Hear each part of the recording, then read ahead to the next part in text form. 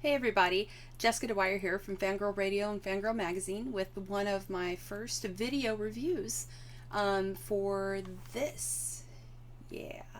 This is Dan Curtis's Dracula starring Jack Palance, and it's coming to Blu-ray DVD on May 27th, and you really should pick this up. There are multiple reasons for it, and one of them is the name Dan Curtis, and I will give you a little bit of an education on Dan Curtis. But first, some things about this. This release is something that I'm hugely excited for because this is a Dracula. It's one of the best Dracula adaptations in the last 30 years, 40 years actually at this point. Maybe even 50. It's been a while. This was done in 1973, 74, and it was actually done for television. And it was part of a run of made-for-TV Gothic literature films that Curtis did. He did actually worked with Jack Palance, who plays Dracula in this, originally back in 1968 on a phenomenal piece of television called The Strange Case of Dr. Jekyll and Mr. Hyde, where Palance once again played Jekyll and Hyde, played the lead, and he was a phenomenal bad guy. Palance brought a real intensity to that role, but he really nailed it with Dracula. There's just a great ferocity to him that harkens back to like Christopher Lee's take on the character.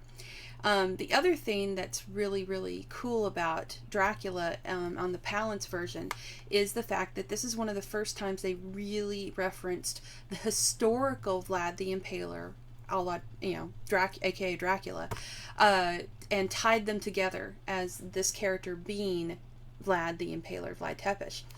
And it's really, really well done.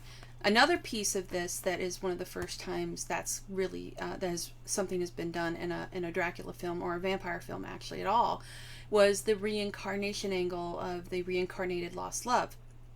That you would see done multiple times later on, especially within the Gary Oldman helmed Dracula that was released by Francis Ford Coppola.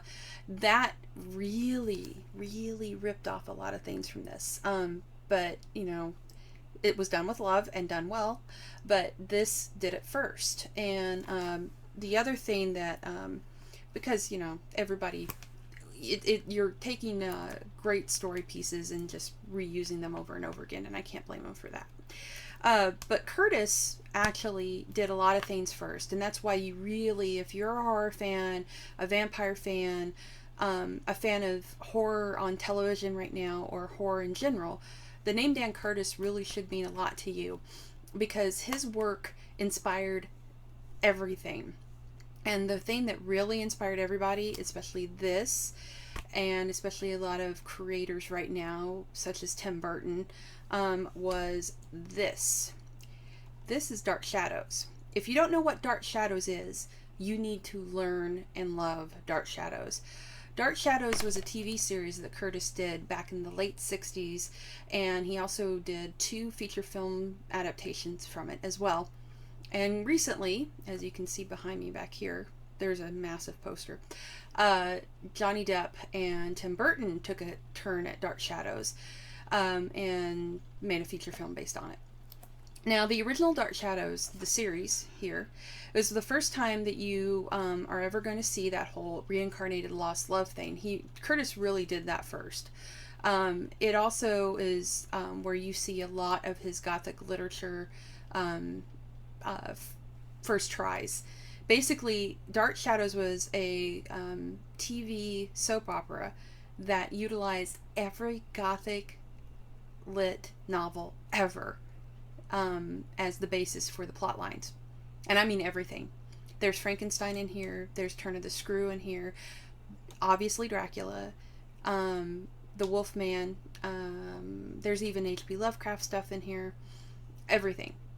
Basically, if it was a Gothic lit novel or some sort of horror lit that was done classically, there's even the Phoenix is in here, there's Egyptian stuff, there's warlocks, there's Satanism, you name it, it made its way into Dark Shadows. So, and it was on in the daytime, really. So, Dark Shadows is obviously near and dear to my heart. and so is Dracula. So when the two came together, it made me happy. So back to the film and the Blu-ray. The Blu-ray is phenomenally done. They've updated. They took from the 35 millimeter film and updated it to where it looks just stunningly clear and beautiful for as old as it is, and for being a television production, they really took their time. MPI is releasing this. They're the ones that release the Dark Shadows series.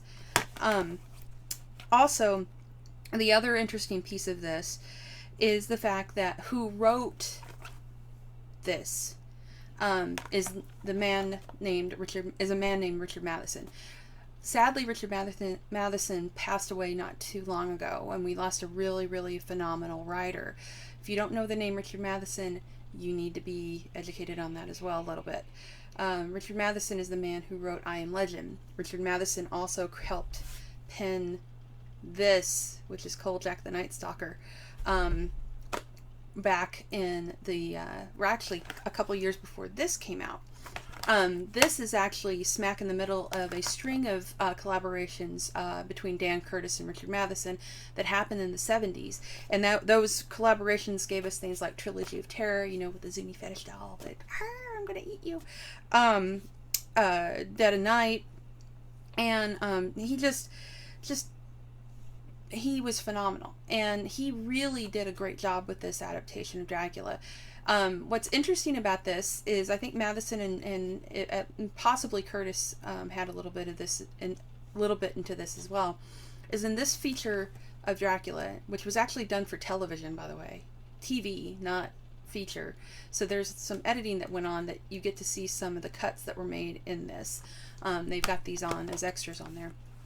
But the thing that's interesting is this adaptation of Dracula follows more of the Hammer horror version of the character, like in Horror of Dracula, than it does every typical other version, where Jonathan Harker is the big hero.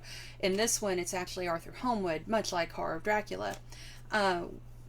Jonathan kind of meets his end early on, sort of like Horror of Dracula, and Arthur takes on the mantle of being the hero and trying to save the day with Professor Van Helsing. In this case, it's Simon Ward. In Horror of Dracula, it was Michael Gough, who love him too. So it's really interesting to watch this and know that Curtis knew that they were ripping him off, but he also says he ripped himself off with this. So utilizing a lot of things from this in here, much like the music box music being played, much like Josette's music box from Dark Shadows, the whole reincarnated love angle, and also every time you have a Curtis horror flick, it seems like there's going to be a funeral in the rain. Guess what? Yes, funeral in the rain. So yeah, it's really interesting. Like House of Dark Shadows happened a few years before this, but there's definitely aspects of that in here. The other thing that's interesting is this was actually filmed on location in England, and I believe, where was it? I think like Yugoslavia or somewhere like that. But they did film it on location in England, which is nice. But it's really phenomenally done. And the other thing I find, Yugoslavia. The thing I find interesting in this is the fact that Van Helsing kind of comes off as a sadist. You're really kind of rooting for Dracula. I root for Dracula anyway. It's just kind of a fault of mine. But in this movie, I really got kind of a sadistic vibe from Van Helsing. The gentleman who plays him is Nigel Davenport, who's a great actor. But he really relishes staking people in this. So, kind of get a sadistic vibe. But yeah, you really, if you love vampires and Dracula horror, you owe it to yourself. This is going to be $19.95 suggested retail. I think it's going to be cheaper than that on Amazon. It's being released on May 27th, and you really should pick it up because it's a phenomenal take on Dracula, and Palance just rules this. He really, really does. He definitely comes off with that Christopher Lee, I'm gonna kick your ass vibe.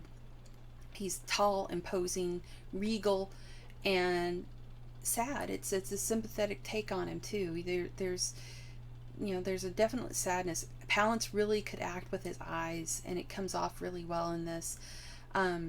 And I just really liked it. Plus, he like floats downstairs when he walks. He doesn't look where he's going. He knows where he's going because he's Dracula.